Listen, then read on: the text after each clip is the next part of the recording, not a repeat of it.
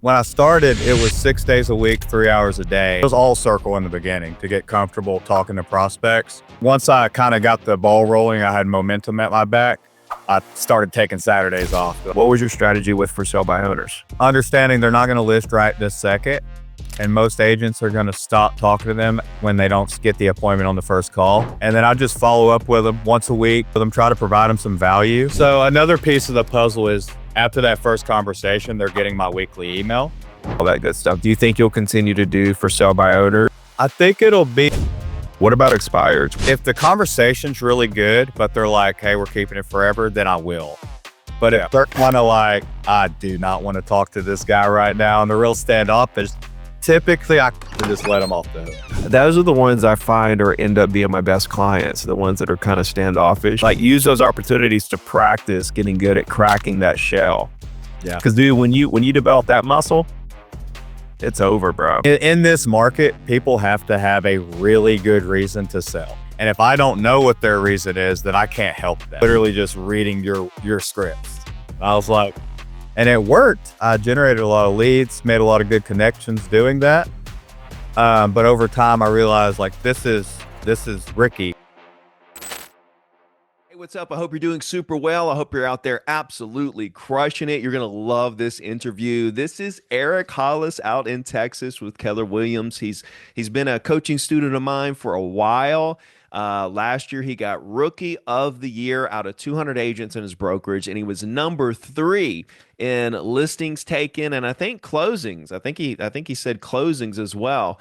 But this is an incredible story. This is great for those that are just getting in the business. Maybe you've been in the business for a second. This guy's a true inspiration. You can find him on the Zero to Diamond Real Estate Agent Facebook group. He's always posting his wins every week and what he's got going on, as well as you should be. You should be posting your wins every single day in the Facebook group. It's part of the 90-day action plan found at zerotodiamond.com/90.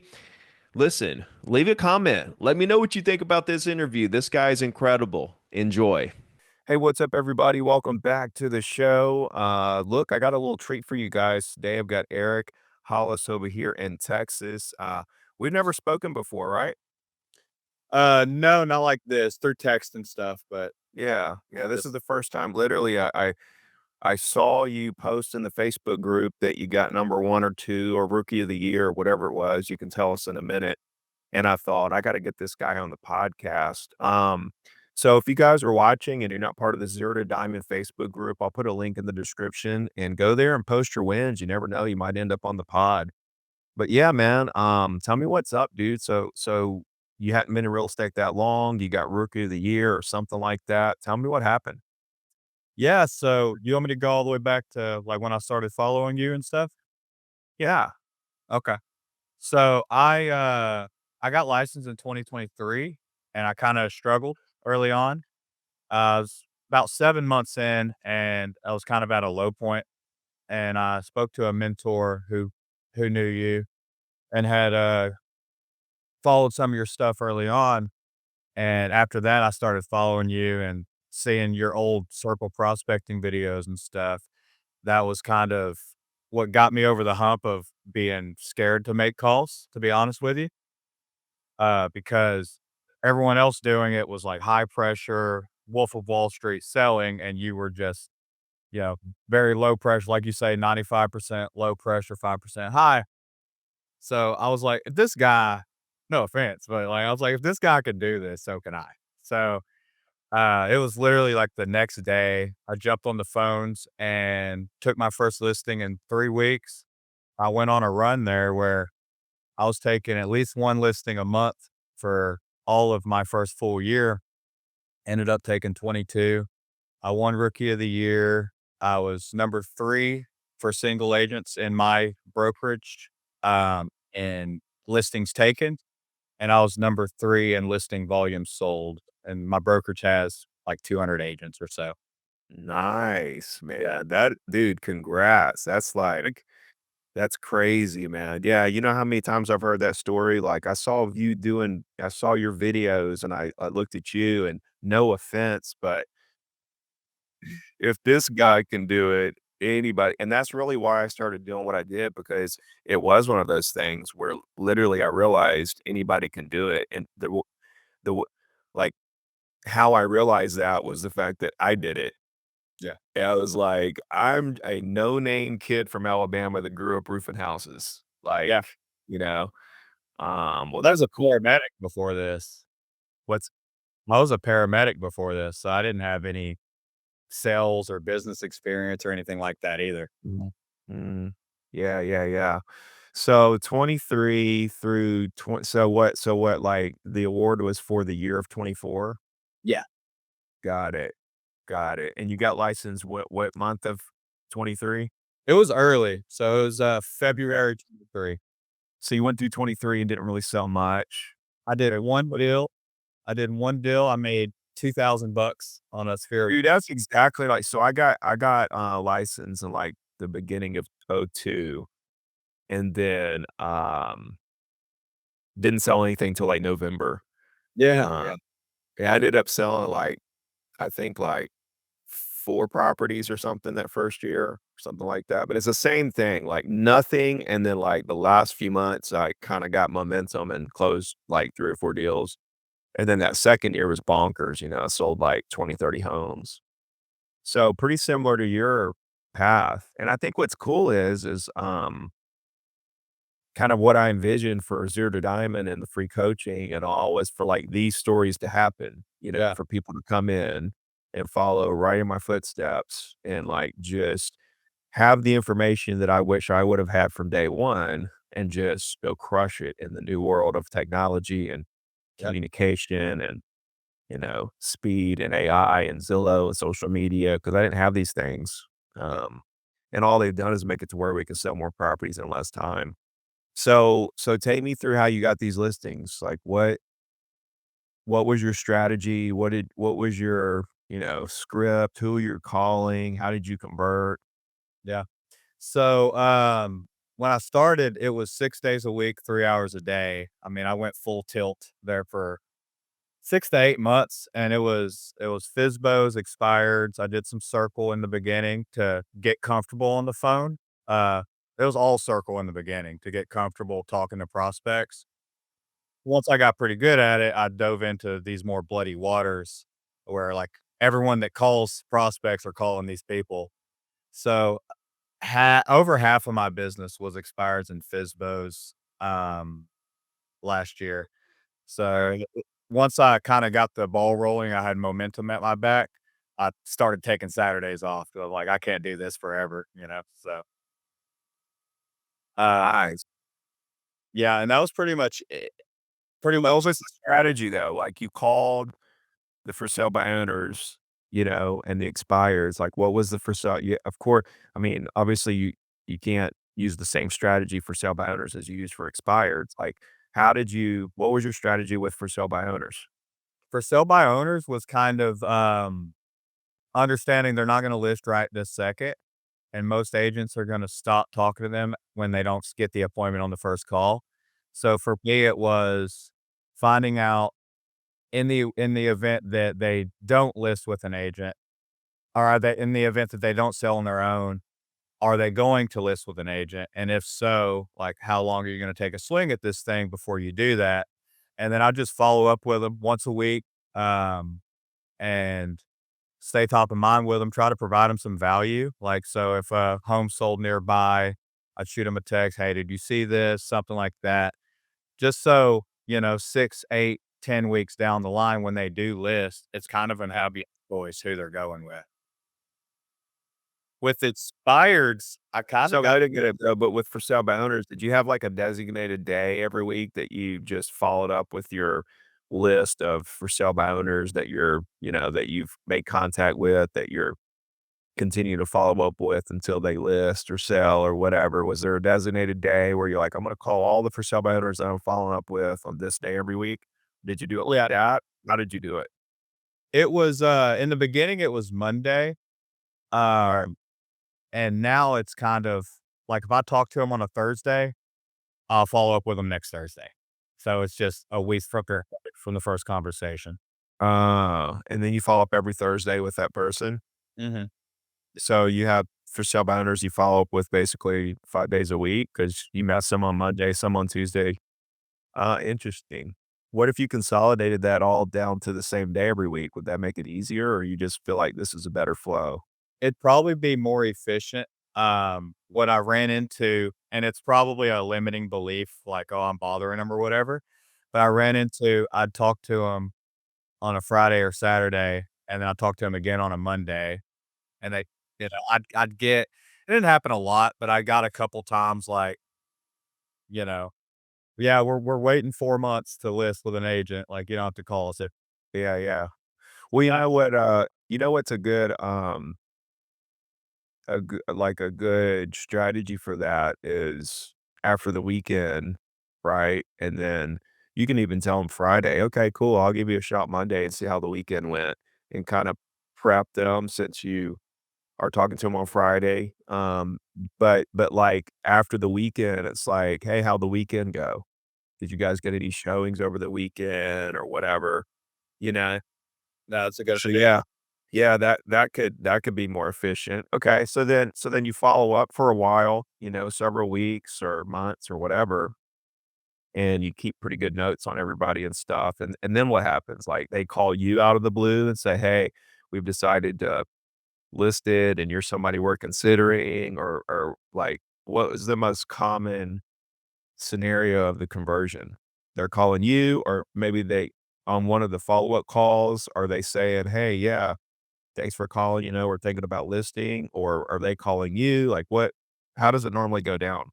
So, another piece of the puzzle is after that first conversation, they're getting my weekly email.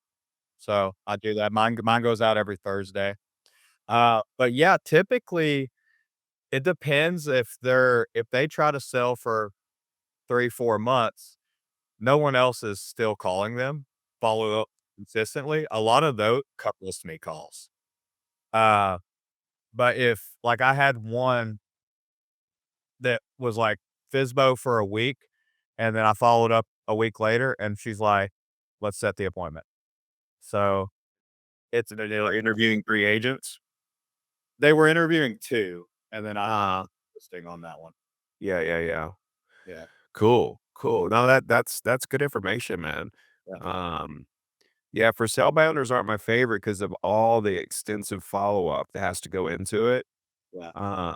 But, um, everything works, and I know a lot of agents that make careers out of for sale by owners. I had one agent, he sold, like, 60 for sale by owners in a year, but then yeah, yeah, but then the very next year, which was last year, he did primarily expires. He switched over to primarily expireds just because they're a little more low-hanging fruit and, Mhm.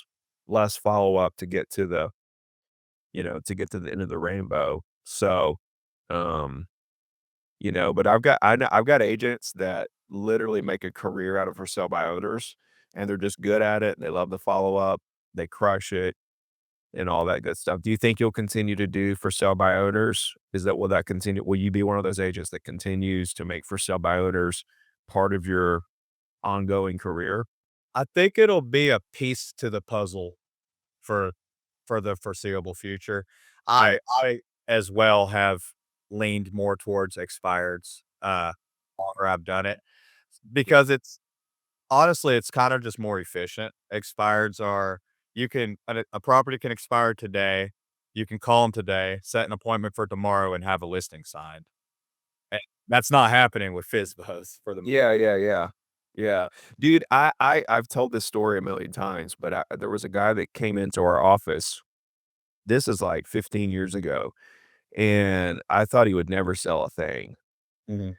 And he was just one of these geeky kind of guys Yeah. and talked real geeky, looked real geeky, and just like glasses, curly hair. I was thinking about it from my head, there's no way this guy is gonna, come in here because I see a lot of agents come and go. Dude listed 30 for sale by owners his first month. Yeah. We don't we have that many. I don't even know where he found all the for sale by owners, but where do you have that many for sale by owners around here? He listed 30 of them, and they were all 5 and 6%. It's not like he cut commissions and did all this weird stuff, and he was brand new, brand new. And I was like, "How in the world did you do that?" But, now he's like a really super successful commercial. He transitioned into the commercial side of the business and stuff. You know, he's more of an analytical guy. I don't know what he was telling those people, but, so on the expires, what so that was your for sale by owner kind of strategy, which is similar to what, what we do, what we teach, make a great first impression, ask all the right questions, follow up every Monday until they, you know, yeah, until they do something. What about expires? What was your strategy there? Expireds are a little different, but on the first call, I want to see if they even still want to sell. Some of them are like, "We're just decided to keep it," or Yeah. as what's lumped in with that as well as terminated. Some of those terminators are just like, "We're just keeping it forever," which ain't Uh, so, I wanna know that first and foremost. Um, and then if they are still looking to sell, are they ready to interview agents right this second? And if they are, I'm going for the appointment. That like I said, that's bloody waters. Typically, they're interviewing 3, 4, 5 agents. uh-huh. But a lot of them, from what I've found in our market, they're like, "We're gonna hold it off for 6 months, and then we're gonna interview an agent." So, that's when I, get them on the weekly email, and I follow up. Oh, go ahead. Oh, No, no, I was just saying, oh yeah, nice. and then, I'll let them tell me when to follow up. So, if they're like I'll be like, "Hey, when does it make sense for me to reach back out to you?" And they'll be like, "Hey, reach out in March," or something like that. So, So that's already good. Kind of listen to what kind of follow-up process they want you to do. That's pretty good. it kinda goes back to, you talk about objections is your prospects telling you what they wanna do, and I think we get real caught up, like, reading the script as it Mm, as it says, but, listen to your prospects is the biggest thing. yeah, yeah. So so I have 2 questions. One, do you if they're like, "We wanna keep it forever," whatever, do you venture into, "Okay, we don't wanna sell that, but do you wanna buy something else? Do you wanna sell something else?" What's your plans in the next year? Do you try to find other opportunities within those conversations? So, if the conversation's really good, but they're like, "Hey, we're keeping it forever," then I will. But if Yeah. they're kinda like, "I do not wanna talk to this guy right now," and they're real standoffish, typically, I should just let them off the hook. Uh-huh, uh-huh. Yeah, yeah. Those are the ones I find or end up being my best clients, the ones that are kinda standoffish. Yeah. I kinda just keep them talking regardless. I just ignore the standoffishness to them, and I end up breaking through, and then I can't get them to be quiet. They just talk all The that's best. those turn into my best ones whenever I get them talking, so don't miss those opportunities, but, like, use those opportunities to practice getting good at cracking that shell. Yeah. Because dude, when you develop that muscle, it's over, bro. Because you can literally break through anybody, you know? And that's a skill that I still am working Well, on. every time you run into somebody who's like that, just think, "Okay, here's my opportunity to practice," and then if It it doesn't work, who cares? You were gonna get off the phone anyway, Right. just use it as a practice round. And then the second question was, like, if they're like, "I'm gonna sell in 6 months," or whatever, and interview some agents, whatever, um, do you go really deep with why they're even selling in the first place at that point, really trying to understand what is going on behind the scenes? Yeah, I was actually speaking at our camper panel yesterday, and I touched on this, but, like, the, in this market, people have to have a really good reason to sell. I mean, it's not like it was in, what, 2021 where people were just selling because they can make a bunch of money on properties and stuff. Yeah. So if they don't have, like, a great reason, then they're probably not super motivated, A, and if I don't know what their reason is, then I can't help them. And you talk about that a lot where, um yeah, I'll just say something to the effect of, "Hey, listen, that's makes total sense that you wanna stay off the market for a while. Can I ask you a question before I let you go?" And then I'll get into what their real reasons are. And, typically, like, when you ask for permission to ask that question especially, they are really open to, "Yeah, this is what's going on in our lives." Mhm. Oh, you'd be surprised. A lot of agents are like, "How do you ask why people are selling?" Or and I feel like it's too, um, too that's too much of a private, you know, off limits question or whatever. It's like, man, when you ask those type of questions, they're thinking, "Wow, this person's professional." If you don't ask those questions, they're thinking, "This person doesn't really know what's going on." Yeah, for sure. You know? It's a good way to show them who you are when you start asking the right questions because 'cause they're like, "How you doing?" "Huh?" And that you care. Well, yeah, I mean, that's part of the professionalism, Yeah. you know? Cool. So how many listings and stuff do you got going on right now? Like, how many pending and active listings do you have right this second? I have nothing pending right now, but I have 11 active. Nice, bro, nice. That's just I mean, it's gotta be active before it goes pending, before it closes, so, you got a lot of stuff. January is normally a slow month nationally. Yeah. Um, Definitely slow down here in our market or whatever. So what do you how like, are these listings you've had for a long time? No, the oldest one I took in July, so I've had that one a while, but, the next one I took in, like, September, so Uh-huh. well, and I've taken 4 since the year started. Nice, nice. Do you think you're overpriced for them, or what do you think the Uh, a couple of them probably are gonna need some price adjustments. Uh, Yeah. some of them, the property itself is not the most desirable thing in the world, uh, but yeah, and then, the market, beats, it's kinda our days on market, and because I cover 6 counties, and in a couple of those counties, the days on market's like 120 days. Are you close to Dallas or Austin or Houston, or where are you? What are you close to as far as big cities? I'm exactly in the middle of Houston and Dallas. Okay, Yeah, okay, so I'm like 2 hours either way. got you, got you. That's pretty cool. Um, so in some of the areas, it's 120 days. It's wild. Yeah. That is wild. Cool. Yeah, I noticed Dallas days on the markets. I wanna just off the top of my head, I wanna say it was like 70 days on the market or something like that in Dallas, which is I mean, if you go back pre-pandemic, that's pretty normal. Um, but since the pandemic, it's been a lot lower. So everybody kind of freaks out because things are selling so slow. It's like, no, it's just kind of getting back to where how it was Yeah. before all the craziness and stuff. Cool. So Hey, I mean, when the market slows down like that, that's a chance to stack inventory, like, yeah, yeah, yeah. Yeah. So what you all what are you trying to get that 11? What are you trying to turn that 11 into?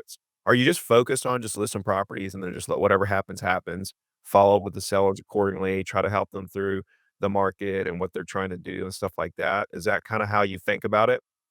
yeah, I look at it as the whole game is stacking listings to the moon, like you kinda teach, and whatever money comes out of that is what comes out of it. You can't make them sell, like you say. Yeah.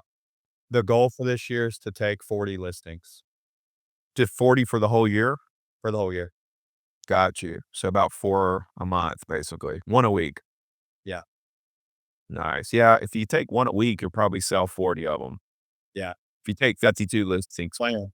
Yeah, yeah, if you take 52, you'll probably sell 40, and then if you get 20% more buyers, so you sell 50 properties, yeah.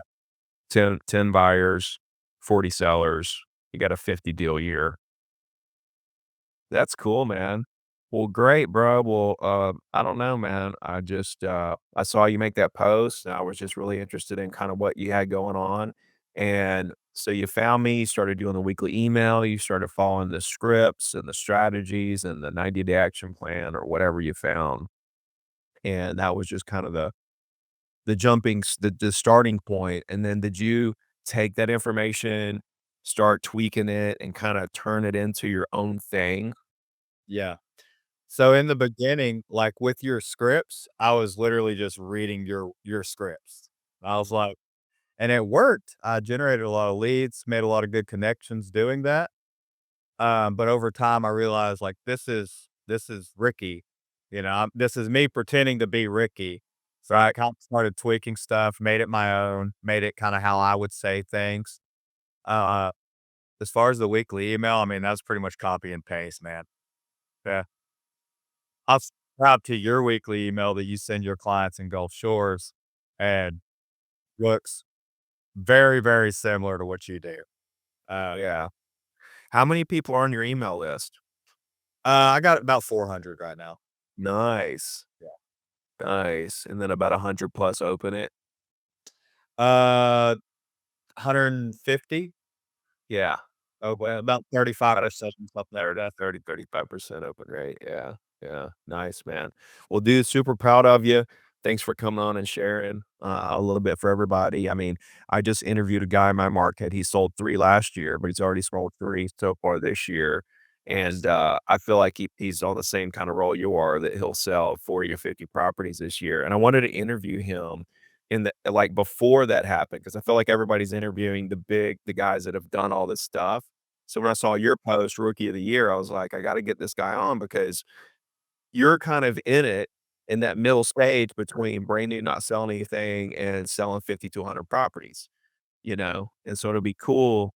Number one, it'd be cool for people to just hear what you're saying as somebody who is basically in the next level of from being brand new, but B, bringing you back after you had a 50 to 100 deal year, and kind of hearing how it all went down, and kind of could see the progression over time on my channel. So again, man, I know you're busy, so appreciate your time. And let's do it again real soon. Where can people get a hold of you if they have referrals or they want to reach out or whatever? Yeah, so you can, email me at eric.hollis@kw.com. Cool. Cool, man. Do you want them to follow you on Instagram or anything like that? I actually have a, small YouTube channel for, struggling agents. So it's Sweet. I'll put the link in the description for that. awesome. Yeah, man. Absolutely, bro. Well, again, man, congrats. Keep crushing it. Proud of you. We'll talk to you soon. You're fair. Thank you, Ricky. See you guys.